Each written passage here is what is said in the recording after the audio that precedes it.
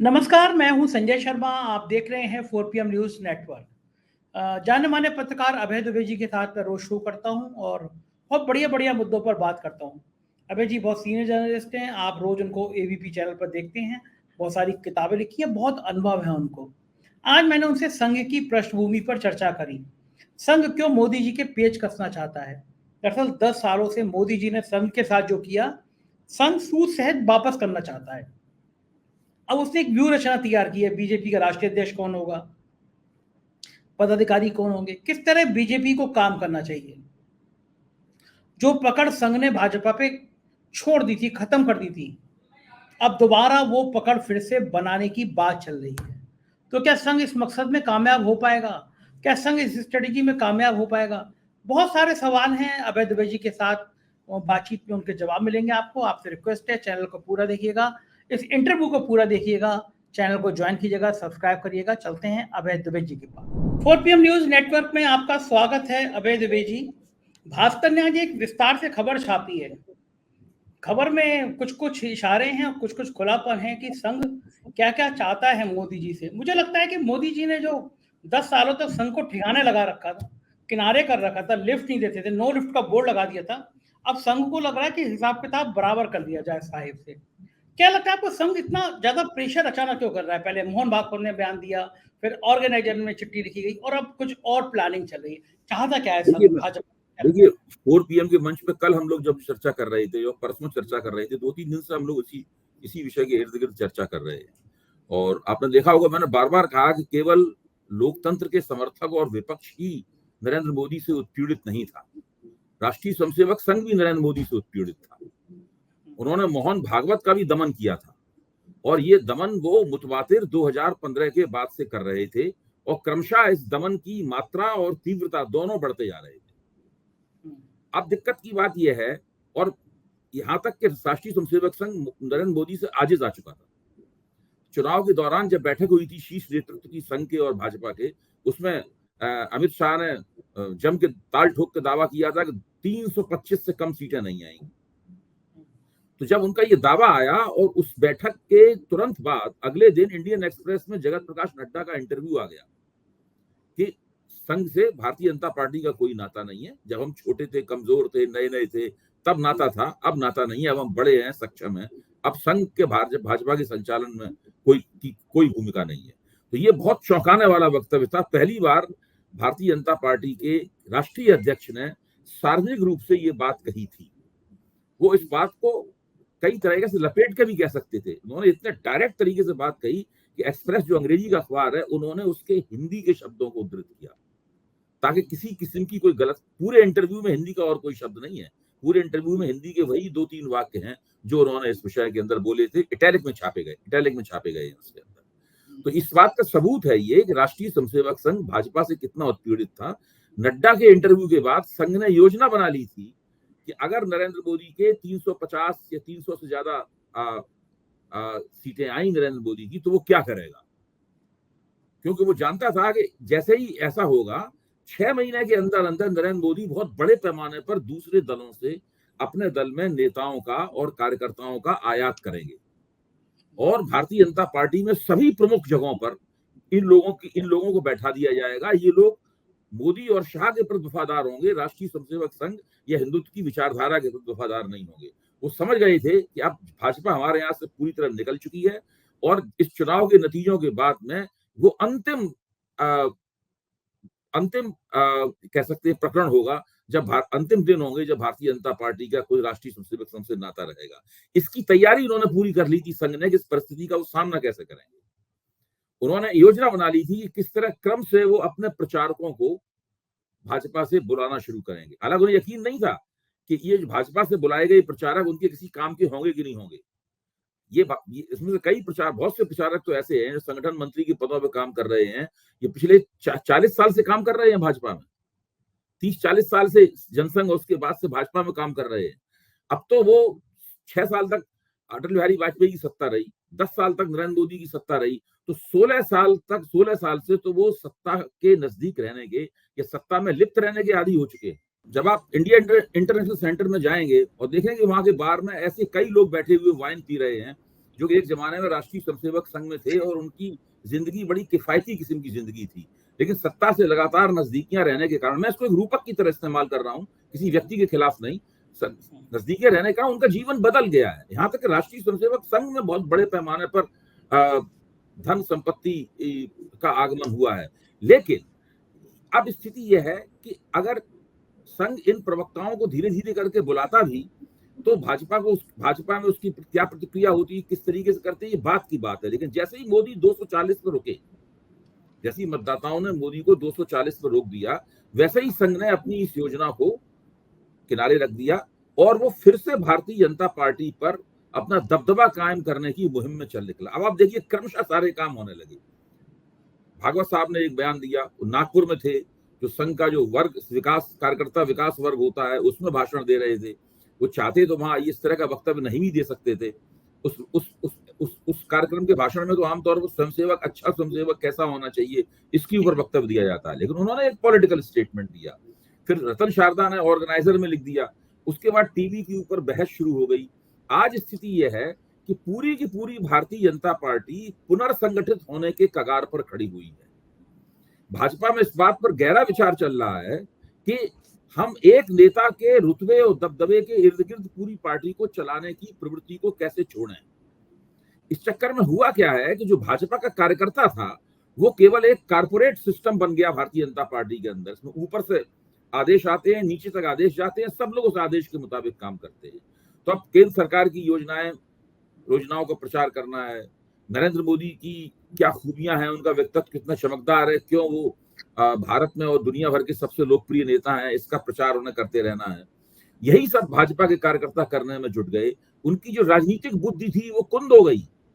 उन्होंने राजनीतिक रूप से सोचना बंद कर दिया। वो आदेशों का पालन करने लगे। ऊपर से आदेश आएंगे, हम उसका पालन करेंगे। इसका पालन उन्होंने 10 साल तक निष्ठापूर्वक वफादारी के साथ किया, इसमें कोई शक नहीं। आखिरकार वो बड़े समर्पित कार्यकर्ता है भारतीय जनता पार्टी। कम पार्टियों के पास ऐसे कार्यकर्ता होते हैं। तो अब सवाल ये है कि कार्यकर्ताओं को दोबारा पुरानी भाजपा जिस तरह से कार्यकर्ता आधारित पार्टी थी, उसमें कैसे लौटाया जाए, किस तरीके से स्त्रियों की भागीदारी भी भारतीय जनता पार्टी के अंदर बढ़ाई जाए। बहुत सारे ऐसे मुद्दे हैं जिनके ऊपर भारतीय जनता पार्टी सोच रही है और संघ द्वारा उसके ऊपर दबाव डाला जा रहा है कि आप इस काम को इस हिसाब से कीजिए। संघ ने तुम्हें यह भी बताया है कि आपका नया अध्यक्ष कैसा होना चाहिए। संघ ने तय कर दिया है कि वो किसी भी कीमत पर 60 साल की उम्र से ज्यादा का नहीं होना चाहिए। ये जो नियम कायदे संघ ने बनाए हैं, क्या मोदी जी इतनी आसानी से मान लेंगे? नहीं, मोदी जी के बस की बात नहीं है संघ का मुकाबला करना। अब देखिए, मोदी जी अगर आज संघ इस जिद पे अड़ जाए कि उसे मोदी जी को हटाना है, मैं आपको यकीन दिलाता हूं मोदी जी 6 महीने उसका मुकाबला नहीं कर पाएंगे। 6 महीने से पहले ही मोदी जी इस्तीफा देके चले जाएंगे और भारतीय जनता पार्टी का नया प्रधानमंत्री आ जाएगा। लेकिन बात ये चल रही है कि नया जैसे ही संघ ये तय करेगा, भाजपा के दफ्तर में जो मीटिंगें हो रही होंगी, उसी में लोग खड़े होकर मोदी जी की बात का विरोध करना शुरू कर देंगे। ये बात सही है, हम मोदी जी के भी बहुत समर्थक होंगे, लेकिन फिर वहां पे हंगामा होगा और दोनों के बीच में तकरार होगी। वो तकरार किसी भी सीमा तक जा सकती है। आपने देखा होगा ना कि एक चित्र मैंने देखा है, एक फोटो मैंने देखी है, फोटो बड़ी मानी खेज है कि लाइन से खड़े हुए हैं जगत प्रकाश नड्डा, राजनाथ सिंह जी, ये सब लोग लाइन से खड़े हुए हैं और मोदी जी उनके सामने हैं। मतलब वो लोग सब हंस रहे हैं, बाकी सब लोग यूं हाथ जोड़े हुए हैं, लेकिन इसमें केवल गडकरी जी हैं, वो पीछे अपने हाथ रखे हुए तन के खड़े हुए, ना वो झुक रहे हैं, ना वो प्रणाम कर रहे हैं, कुछ नहीं कर रहे हैं। तो बिल्कुल परिस्थिति भारतीय जनता पार्टी के अंदर बदल चुकी है और उसका बहुत बड़ा प्रमाण यह है कि मोदी ने कहा कि आप लोग मोदी भी हमारा परिवार वाला अपना ट्विटर हैंडल से हटाइए, क्योंकि एक ही परिवार चल सकता है, वहां संघ परिवार, उसके समांतर मोदी परिवार नहीं चल सकता है। ये बात तय हो गई है। मोदी परिवार चलेगा कि संघ परिवार चलेगा। मैं तो समझ रहा हूँ आज के हमारी आपकी बातचीत की ये सबसे केंद्रीय बात है कि मोदी परिवार चलेगा कि संघ परिवार चलेगा, ये फैसला हो रहा है। और इस फैसले में लगता है कि ये जो मोदी का परिवार हटाने की उन्होंने अपील करी है, उसके पीछे वजह यही है कि ये कहा गया कि मोदी जी अपना नाम बखान करना थोड़ा कम कर दीजिए। भाई बिल्कुल स्पष्ट था कि मोदी जी जब मोदी परिवार कह रहे हैं तो वो अपना इंडिविजुअल, अपना व्यक्तिगत आधार बना रहे हैं। भाई एक पार्टी जो गर्व के साथ कहती थी कि वो संघ परिवार की सदस्य है, एक पार्टी संघ परिवार की सदस्य थी, जो धीरे धीरे करके बड़ा हो गया है उस परिवार का ये सदस्य, संघ से भी ज्यादा उसके पास कार्यकर्ता हो गए हैं करोड़ों की संख्या में, लेकिन है तो वो संघ परिवार की सदस्य। अब वहां उस परिवार के अंदर एक नया परिवार कैसे पैदा हो सकता है? तो ये इतने महीनों तक क्यों नहीं कहा संघ ने कि इंतजार कर रहे थे मोदी थोड़े कमजोर हो जाएं? बिल्कुल, इससे पहले अगर ये कहते तो मोदी जी उनकी बिल्कुल नहीं चलने देते और उस संघ परिवार को नए अपमान का सामना करना पड़ता। यानी वो कहावत हो जाती है कि जब कमजोर हो जाता है शेर तो उस पर सब पत्थर मारने लगते हैं। अब वो शेर था क्या नहीं था, ये भी एक विवाद का विषय है कि अगर वो शेर होता ना तो इस तरीके से अपने परिवार का नाम ना हटा लेता ट्विटर हैंडलों से। लेकिन अगर वो शेर होता ना, हाँ, एक राजनीतिक वजह ये भी होती है कि चुनाव हो गया, सरकार आ गई, तो परिवार क्यों लिखा जाए? वो तो खेल था चुनाव का, चुनाव में फायदा लेने का। नहीं, इसको इस तरीके से भी पढ़ा जा सकता है। उन्होंने तर्क यही दिया है, मोदी जी ने तर्क यही दिया है। मोदी जी ने कहा कि भाई एनडीए जीत गया, बहुमत प्राप्त कर लिया, हमने अपनी बात साबित कर दी, अब मोदी परिवार लिखने की जरूरत नहीं है। मैं आपको यकीन दिलाता हूं कि अगर इनकी 300 ज्यादा सीटें आती तो वो कभी मोदी परिवार ट्विटर हैंडलों से ना हटवाते। केवल ये वजह कि कमजोर होगा तो ये ट्विटर हैंडल कमजोर नहीं हो गए। अब संघ परिवार रहेगा, दूसरा परिवार नहीं चल सकता। एक जगह दो परिवार नहीं रह सकते, एक घर में एक ही परिवार रहेगा। आपकी ये बात सुनकर योगी आदित्यनाथ बड़े खुश हो रहे होंगे, क्योंकि योगी आदित्यनाथ की कुर्सी बड़ी डामाडोल लग रही थी, लेकिन अब देखिए, मोदी से योगी आदित्यनाथ को संघ का, मैं मानता हूं कि योगी आदित्यनाथ को भाजपा के आला कमान का कम, संघ का समर्थन ज्यादा हासिल है। क्योंकि योगी आदित्यनाथ एक प्रयोग की नुमाइंदगी करते हैं। संघ ने उनके रूप में एक प्रयोग किया है। वो प्रयोग ये है कि एक ऐसा नेता हो जो पॉलिटिकल हेड भी हो और रिलीजियस हेड भी हो। मोदी जी भी वही बनने की कोशिश कर रहे थे। मोदी जी भी वो बनने की कोशिश कर रहे थे, बस उनकी महत्वाकांक्षाएं बहुत राष्ट्रीय किस्म की थी और वो संघ का विरोध, संघ को हाशिए पर ढकेलते हुए करने की कोशिश कर रहे थे। आदित्यनाथ संघ को हाशिए पर नहीं ढकेल रहे हैं, ये फर्क है केवल। आदित्यनाथ तो बढ़ावा दे रहे हैं, भगवा कलर है उनका, तो संघ को और पसंद आएगा। नहीं, भगवा कलर तो मोदी जी भी पहनने को तैयार है। अगर संघ उनसे कहता तो मोदी जी परमानेंटली भगवा कलर पहन लेते। जब भी पूजा अर्चना करते हैं तो पूरी भगवा ड्रेस आती है उनके लिए ना। अच्छा, आप ये बताइए कि आप कभी घर में पूजा करते हैं तो बाजार से भगवा ड्रेस पहन के लाके पूजा करते हैं? भाई घड़ी में कोई एक सादा कपड़े पहन लेता है, धीरी डाली धोती पहन लेता है। अगर घर में एक कोई रामनामी हुई तो वो पटका वो अंगोछा डाल लेता है, रामनवमी को अपने पूजा करता है। लेकिन मोदी जी जब पूजा करते हैं तो पूरी तरीके से उनका पूरा ड्रेसअप किया जाता है, मेकअप किया जाता है, चंदन का त्रिपुंड लगाया जाता है, फिर पूरी पूजा करते हैं ना भगवा नहीं वस्त्र तो पहन के। उसके पीछे तो वजह ये भी होगी ना, उनको फोटो शूट कराना होता है, वीडियो कैमरे बन रहे होते हाँ, हैं। ठीक कह रहे हैं आप, ठीक कह रहे हैं। यही मैं भी वही कहना चाहता हूँ। भाई आप पूजा करते हैं तो आप तो चाहते नहीं कोई आपको डिस्टर्ब करे, आपको कैमरा देखे, फोटो शूट हो, बच्चे भी आए उस कमरे में। आप बच्चों को भी पाबंदी लगा देते हैं, हाँ, भाई इस बिल्कुल कमरे नहीं, में मन से नहीं कोई करता। नहीं आएगा। हाँ। हाँ, मोदी जी के आसपास तो 40-50 कैमरे लगे रहते हैं ताकि कोई एंगल ऐसा रह ना जाए जिससे उनकी चमक आने से चूक जाए। लेकिन आपकी बात सुनने से एक बात और खतरनाक हो जाएगी, क्योंकि कुछ महीने बाद हरियाणा में और महाराष्ट्र में चुनाव है, जी, और अगर संघ में और बीजेपी में तकरार बढ़ी और संघ ने ऐसे ही हाथ खड़े कर दिए भाई हमें नहीं जाना चुनाव में, तो हरियाणा, महाराष्ट्र और झारखंड हाथ से ना निकल जाए। नहीं, अब तकरार नहीं होगी, क्योंकि अब मोदी जी ने समझ लिया है। मेरी रीडिंग ये है, मोदी जी ने समझ लिया है कि फिलहाल वो संघ से लड़ने की स्थिति में नहीं है।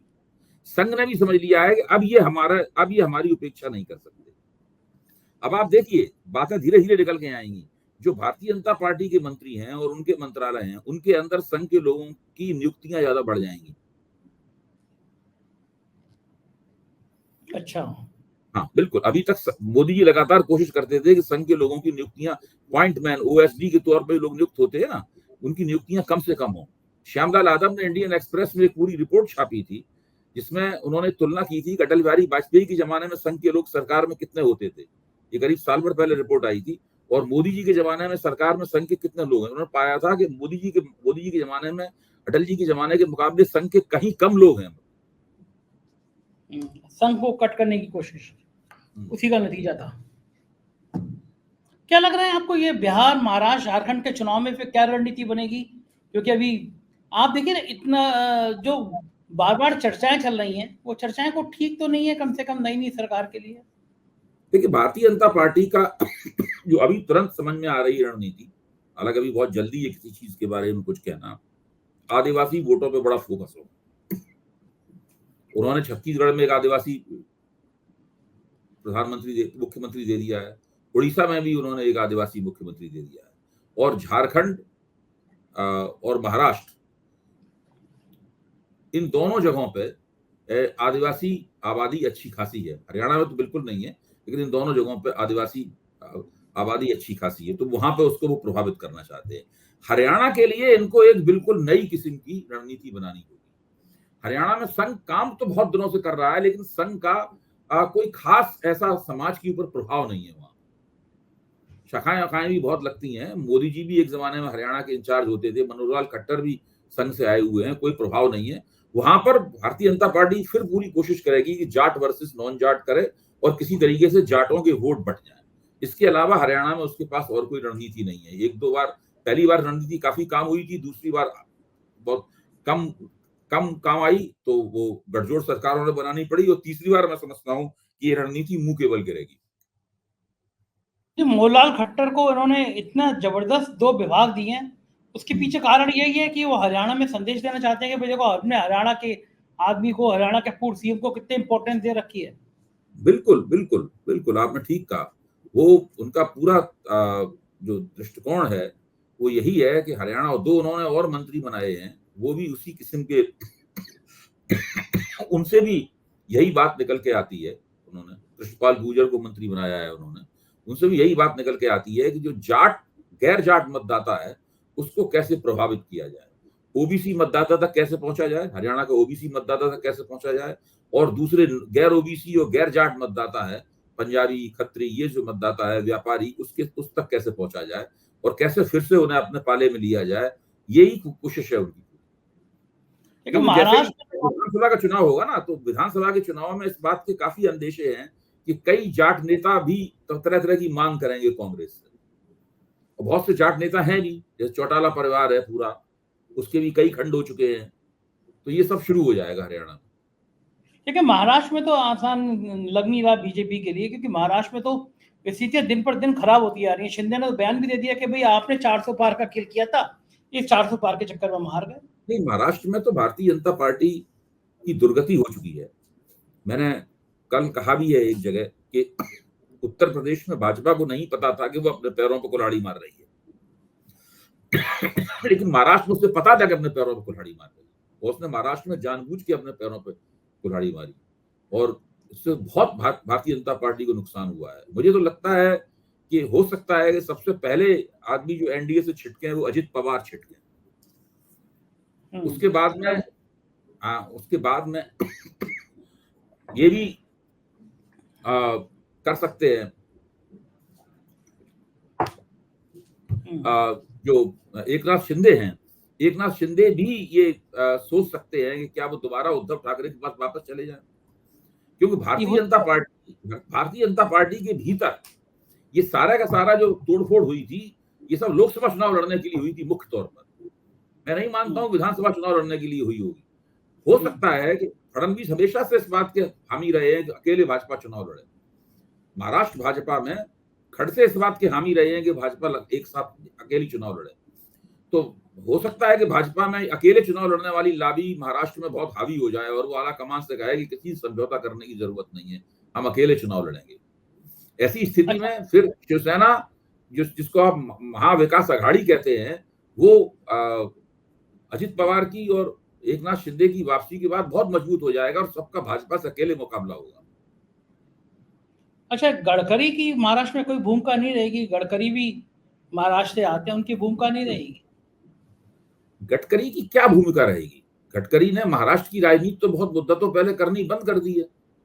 वो तो केंद्र की राजनीति कर रहे हैं ना। महाराष्ट्र की राजनीति में उनका हस्तक्षेप क्या है? गडकरी की जगह तो वो भाजपा ने फडणवीस को दे दी है। जहां तक जाति का सवाल है, गडकरी भी ब्राह्मण है और फडणवीस भी ब्राह्मण है। लेकिन गडकरी के फडणवीस की आपस में पटती तो बिल्कुल भी नहीं है। एक जमाने में तो फडणवीस गडकरी के ही बढ़ाए हुए व्यक्ति थे। अब तो खैर वो गडकरी उनको पसंद नहीं करते, क्योंकि जाहिर है उन्हें पता है कि उनके जरिए उनको फडणवीस को मोहरा बनाकर ही महाराष्ट्र में गडकरी की जड़ें काटी गई हैं। अब गडकरी की भूमिका है नहीं, महाराष्ट्र में कोई रहेगी नहीं। अभी तो कम से कम नहीं दिखाई पड़ती। अब अगर संघ के दबाव के कारण गडकरी की कोई वहां भूमिका बने, महाराष्ट्र की रणनीति में गडकरी हस्तक्षेप करें, अभी भाजपा का वो हो रहा है, पूरा का पूरा पुनर्गठन हो रहा है। इस पुनर्गठन के बाद क्या तस्वीर बनती है? क्या उस पुनर्गठन में गडकरी को कोई ऐसी भूमिका मिलती है जिससे वो सरकार में रहते हुए इस संगठन के काम को संभालें, या सरकार से हटा के उनको संगठन में लाया जाए? जाहिर लाया जाएगा तो अध्यक्ष के तौर पर ही लाया जाएगा, मतलब कुछ भी हो सकता है। अभी नए अध्यक्ष की नियुक्ति होने दीजिए।